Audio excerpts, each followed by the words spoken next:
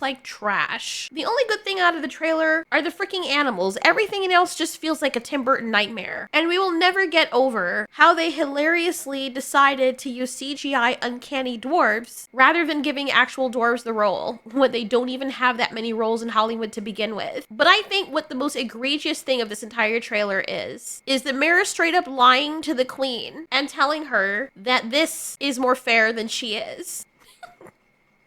Yeah, okay. Because we're not the same. Kal-El, no!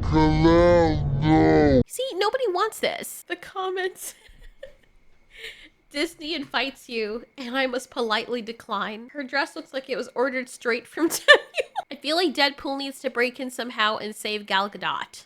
Godot, whatever. Evil queen, magic mirror on the wall. Who's the fairest one of all? Mirror, you are the end. And you know, you would think that in a time of progressivism, with people bending over backwards to include various ethnicities in movies, making it a requirement, which is very weird, they would show the same allowance to what I would argue is one of the most marginalized groups, freaking dwarves. Disney invites you at gunpoint, I presume. Who the fuck are you? Who are you? I'm a freaking boyfriend, asshole. That's cool, bud. I'm her man friend. Dude, don't push me. You almost never see them. And in a weird twist of fate, they have essentially become the magical beings they often are depicted as because they're so freaking rare. Not to mention, there's not a lot of opportunities for them in Hollywood as it is, so let's just replace them with CGI uncanny things. Workout time. So yeah, you would think in a movie or franchise that celebrates them, where dwarves are in the freaking title, you would at least use those 7 spots to fill them with 7 actual dwarves. But no, since Peter Dinklage has comfortably pocketed his career earnings from snagging all those tailor-made roles, now he's decided that he's offended by this and decides to hoard them under the guise of progressivism, after he's effectively monopolized the market. They're very proud to cast a Latino actress as Snow White. Yeah. But you're still telling the story of Snow White. Snow White, yeah. 7 dwarves. Sure. So take a step back and look at what you're doing there. It makes no sense to me. You're progressive in one way, but you're still making that fucking backward story of 7 dwarves living in a cave. What the fuck are you doing, man? Mitch, what the fuck are you doing? As people call out, rightfully so, the dwarves were literally the main characters and heroes and fun people in the story. How is that putting them in a bad light? So they should be the 7 normal men? That's even weirder. Another sad, I don't think Peter has ever seen that movie. He should probably give it a watch. The dwarves live in a cottage they mine, gems in a cave, and they're the heroes of that story. They don't live in a cave, they work in a cave. They live in a house. This is what happens when a small minority of a community speaks up for everybody else, and now here we are. I've seen some footage on Twitter, and obviously they're showing this in some theaters, or it was it was a screening or something, but Lord have mercy, it looks and sounds like something from out of a freaking nightmare. The mixture of this woman, who now even seeing it being done does not look like Snow White, paired with the uncanny dwarves and the CGI animals, and she's completely inundated by CGI all around her with this cacophonous hellscape music that's supposed to be upbeat and playful, which completely contrasts what we're seeing on screen. Bro, it looks like a freaking fever dream, my guy. I'm not even trying to be funny. It looks like something from out of a nightmare. Ew. Okay, I'm not even trying to be funny right now. Like, I've taken Percocet before. Oh my god. I don't know how people use that recreationally or they use it for fun and think it's a wonderful experience, but Percocet, Vicodin, I will never take that shit again. Oh my god. If you don't go to sleep right after taking that, I swear to you, the room feels like it's spinning. When people always said, oh, the room is spinning, it's spinning, I can't see my head. People say stuff's going sideways. You know, I always thought they were exaggerating, but no.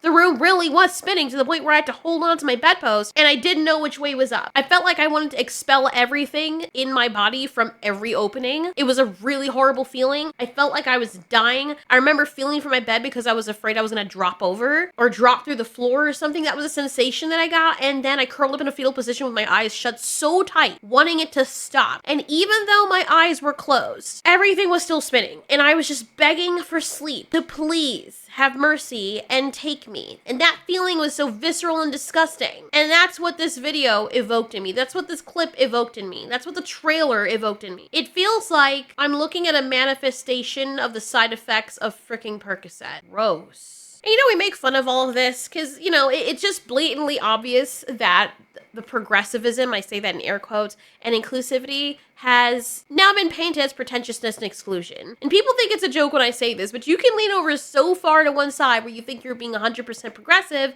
and inclusive, where you actually end up becoming the very thing you set out to fight against. In the case of Snow White, the people behind the sinking ship wanted to cast dwarves. However, it wasn't good enough that all the dwarves of the original Snow White movie just happened to be of a lighter shade of color, so they decided to mix it up, because I guess they couldn't find the right set of people that were diverse enough to all be the same size, so they decided to change up the story and make them like mythical beings or something and put a woman in there in different colors, which was so weird to me, because if you're retelling a story with all the original characters, then why would you change the actual character? Providing this was actually realistic and this is what they initially wanted to go with, if you have to bend over this far backwards to make everything different, just make a different movie?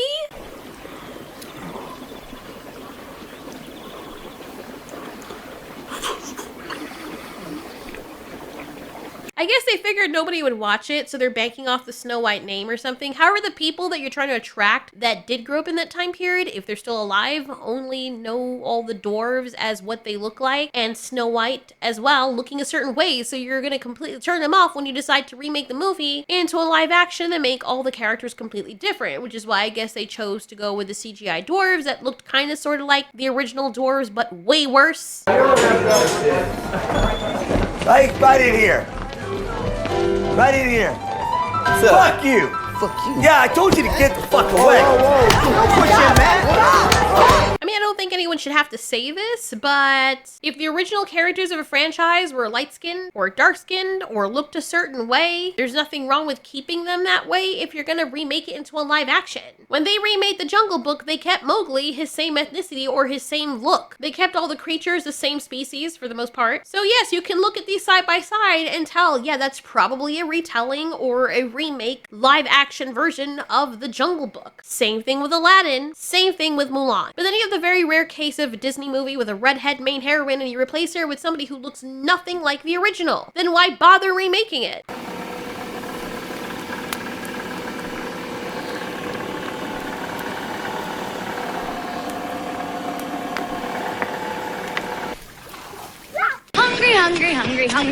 Hungry. Even if you want to go with the argument that the mermaids can be any color because they're mermaids, that's not the color the original Ariel was. And at the very least, all her sisters looked like her, but they had different hair colors. And the argument falls apart when they're like, well, they're mermaids, so, technically they wouldn't look human either. It doesn't matter what color they are because mermaids can be any color. Yeah, but if we're going with that fact that that theory that they could be any color, wouldn't it make sense for creatures that live in the depths and not have melanin? The whole argument's kind of ridiculous. In truth, yes, it shouldn't matter what color the character is unless you're remaking a franchise, retelling the same story with the same titular character, and changing them to look drastically different. Now, somehow it's a problem in the Snow White movie, maybe because they're all white male dwarfs or something on screen, but somehow people are so worried and overly sensitive about offending people that when one dwarf comes out in real life and mentions, after having made his millions off of playing the roles of dwarves, or roles for dwarves, that it's offensive for dwarves to be. And then all of Hollywood decides that he's right, and now instead of hiring actual dwarves and going through the process of training them, we're gonna make them CGI instead. That's just not right. That's messed up. I mean, maybe you can get a few of them to voice them or something, but it's very insulting almost when you have such an aversion to seeing dwarves on screen that you just straight out don't want them to be portrayed at all. They need to stay unseen, as they have, and be voice actors because nobody wants to see that shit, right? Unless they're computer animated. That's kind of messed up, bro. So these people as corporations are so worried about offending people that they actually end up offending people, and that's what happens when you try to please everyone. Give them an inch, they take a mile. Human beings are designed to be opportunistic and to have their fill and to show how far they can push and see how far they can get. And if there's no consequence or pushback, they're going to not put together that there's a negative reaction to the activity that they're doing, and so they're going to continue doing it. And the minute they get burned or find out that there's a very uncomfortable resistance, then they stop. But Hollywood just keeps it going. Places like Britain just keep it going. Look, I'm not saying there's anything wrong with bringing a modern edge to things, but if you're retelling the same story and you're making it CGI and live action, I would gather that was a modern edge already, and that's what you're actually talking about, but you're not exactly going to be retelling the same story if you're changing a bunch of things about the original story. And okay, they made the dwarf CGI, which is at least better than what they were going to do. But we have Rachel Zegler coming out and saying, well, it's not going to be like the story you remember, because that was problematic.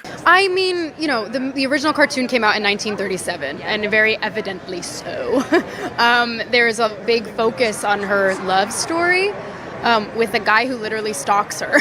Yeah. Weird. Super weird. So we didn't do that this time. It's funny how she doesn't get the irony. You know, I always figured that remakes and reboots were so that all of us younger and middle generational people would be able to watch what our grandparents and parents watch and not feel like we want to massacre our eyes. For example, apparently the original Star Trek was from the 1960s or something, and right now my husband is having me watch Enterprise, and then we'll watch Next Generation. I've already watched a lot of the main episodes for Next Generation, but not the majority of it, but we're doing it in order of when things happen in the universe, so right now we're watching Enterprise. And I had completely forgotten that he had told me that there was a Star Trek before this that was from the 1960s, and he straight up told me, yeah, I don't think you can stomach that one because the acting and everything is just way too outdated. I mean, I'm able to enjoy the story of Enterprise because even though the VFX are horrible, they're still not bad enough for me to feel like I can't take it seriously, and the substance of the story and the dialogue and the acting are so good that I can look past all the stupid effects. However, if I'm just barely skirting the tolerance factor with this, I can't imagine what something from the 1960s would look like. That's why they reboot shows and movies. Same thing they did with Doctor Who.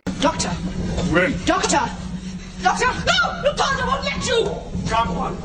I was introduced to Doctor Who from the Christopher Eccleston era, and even though that was a hard thing to swallow because, good lord, it was terrible and very awkward, it did grow on me. But it started out freaking weird.